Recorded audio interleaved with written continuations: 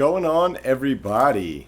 So, after the Durham report, we now have Adam Schiff doubling down on the Russian collusion nonsense and the information that he has that conveniently nobody has ever seen. You have Eric Swampwell, Fartwell, whichever you prefer, doing the same. Still no Hunter Biden indictment. No arrest from the John Durham report. Why wasn't it more like the John Durham indictments for treason? I think we all know the answer to that one. Elon Musk still prioritizing free speech at Twitter despite his WEF new hire for CEO, Linda, whatever the hell her last name is. Jim Jordan wanting to bring John Durham in for questioning to the House Judiciary Committee, and more. Even have Harry and Meghan Markle and their 2-hour car chase in Manhattan. Clearly, they've never been to Manhattan because you can maybe have a 30-second car chase there. But anyway, before we continue, first a word from today's sponsor. Today's video sponsor is CBD Gummies. Do you have chronic pain, anxiety, stress, or trouble sleeping? There's a natural remedy for that. Get relief up to 5 times faster with CBD Gummies. These gummies use a nanotechnology to get you relief within 15 minutes, as opposed to traditional CBD edibles that can take up to 30 minutes to 2 hours to kick in.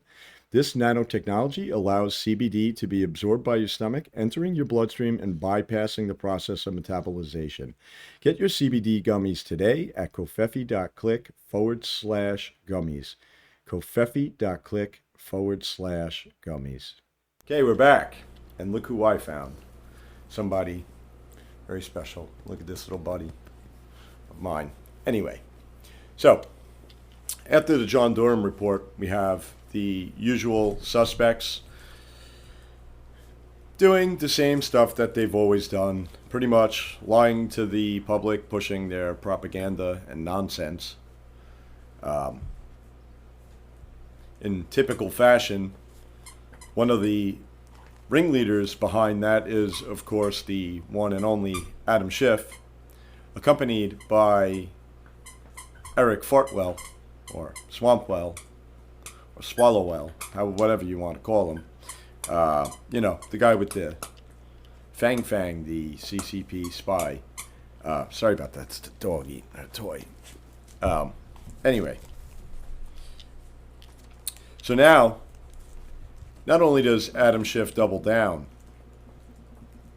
on disinformation of Russian collusion that he has proof of this stuff. The irony is that when are you waiting to show this proof? When would be a good time? So he had this proof and he didn't want to release it because the Bob Mueller, and he didn't want to get ahead of it and all this good stuff. And then it was because it was classified. I'd love to tell you, but I just can't. You know what I mean?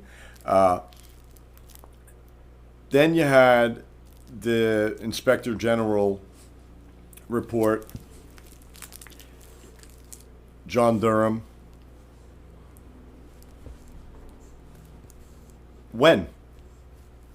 You still don't want to release this information?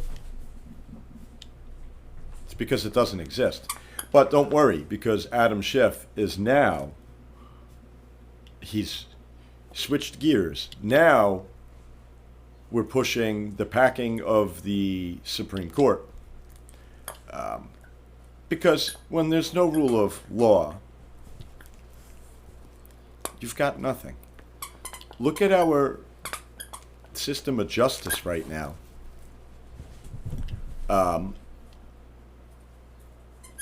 We have Donald Trump, who has been arrested and indicted on other crimes, stuff past the statute of limitations. We don't even follow tradition or precedent anymore Then you have a guy like John Durham pretty much comes out and admits that there was in fact a seditious conspiracy to take out Donald Trump, and nobody goes to jail. Nobody goes to jail.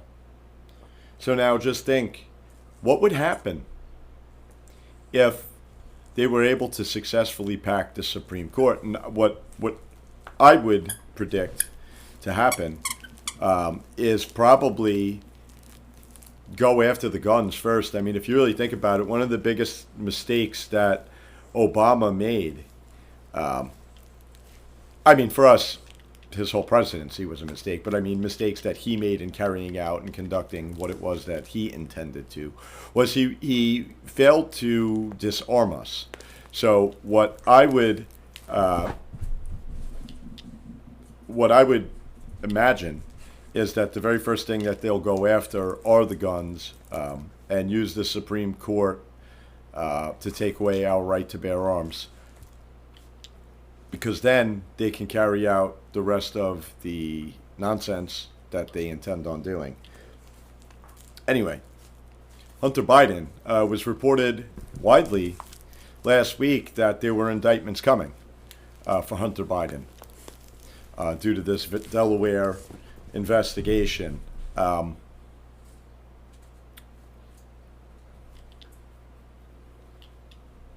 You hear anything? I haven't heard anything about Hunter Biden indictments. I'm not holding my breath, because even if indictments come, I mean, you got to know that the intent in it is just really to distract. You know, it's a good opportunity for them to say, hey, well, we did something, and then run cover for Hunter Biden. They love to do that. I kind of, in my opinion, I kind of think that that's what the John Durham thing was about. You know, they don't care if we find out about the crimes that they committed, as long as there's nobody held responsible for it, right? So that's kind of their way of doing this and being able to get a rise on it, because as I've said in previous videos, you know, the one thing with criminals is it's the ultimate turn on to commit a crime, get caught, and then get away with it. I mean, you're kind of invincible then, right? There's nothing anybody can do to you. You're powerful, right? And I think that that's what we have going on there. So with Hunter Biden, I don't expect there's going to be anything different. Some silly tax thing, maybe he'll pay a fine and it'll be like, see, there was nothing to see here. It's just Republican conspiracy theory.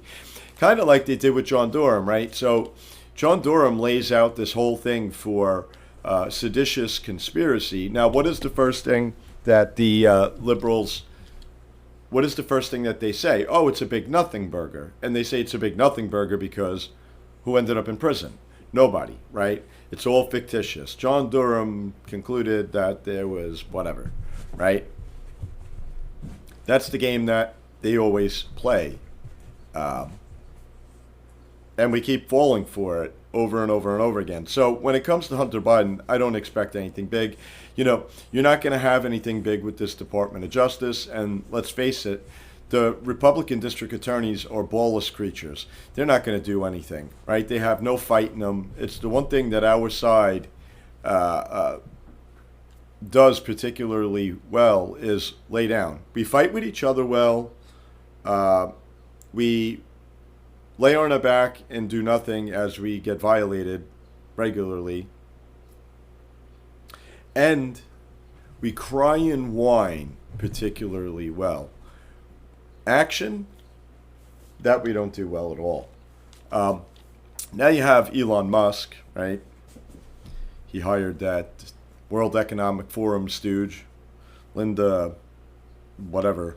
I don't even know what her last name is. Who cares, really? He wants to act like it's going to have no effect on freedom of speech at Twitter, and that he's going to still be doing the programming and technology side and all that kind of stuff, and she's going to be focused on advertising. But I think the multi-million-dollar question is, if advertisers refuse to advertise, will she put pressure on him to squelch free speech on Twitter? He's been asked this multiple times. He says he believes in freedom of speech, even if it costs him advertising revenue.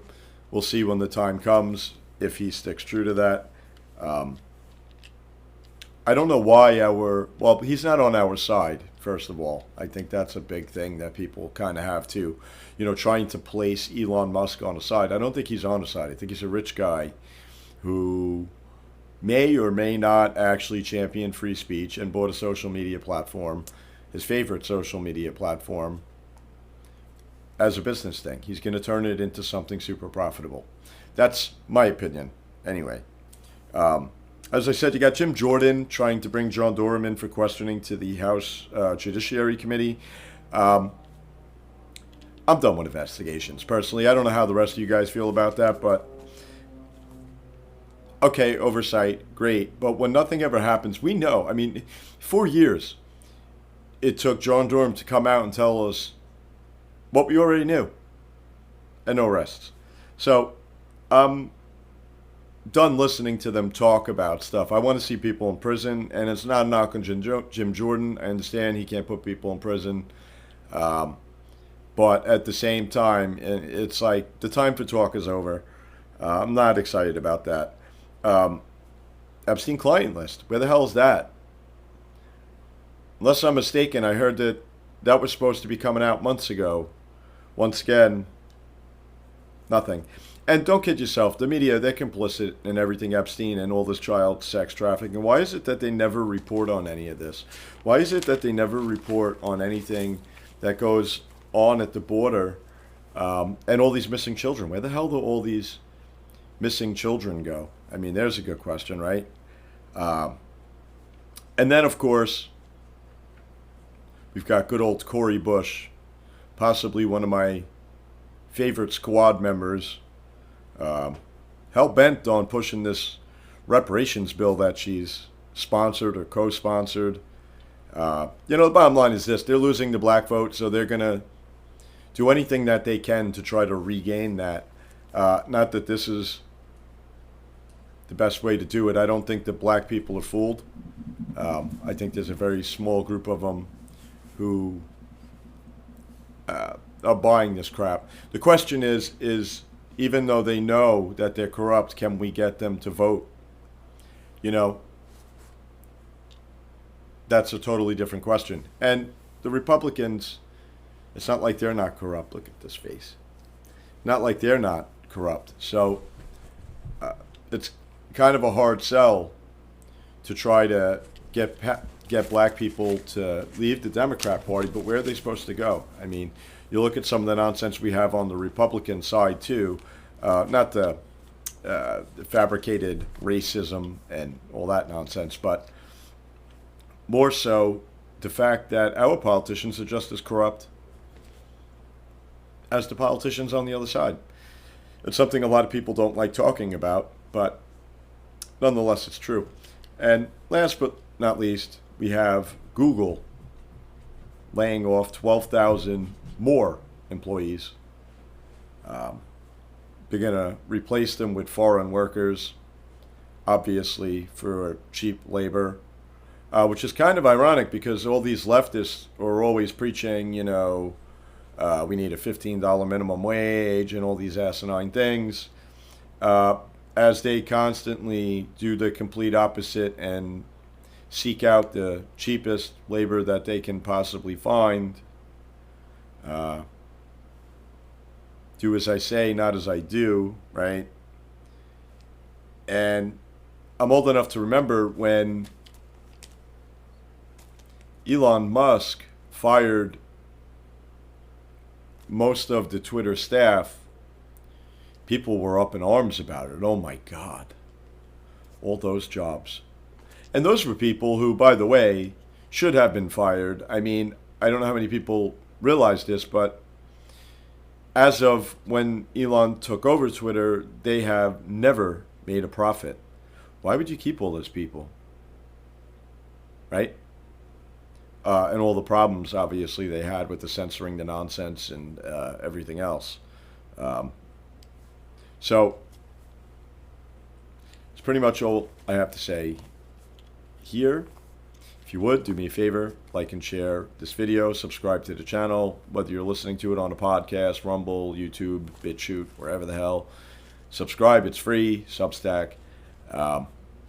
And check out all of the sponsored links below. That helps fund these videos. Take time to research and look into stuff and see what the hell's going on in the world to be able to report it to you. So any little bit helps. If you would, even if you don't intend on buying anything, please click some of the links. It shows these sponsors that shows like this are effective and they're getting eyeballs on their products. That's pretty much all I have to say here. Until next time, bye.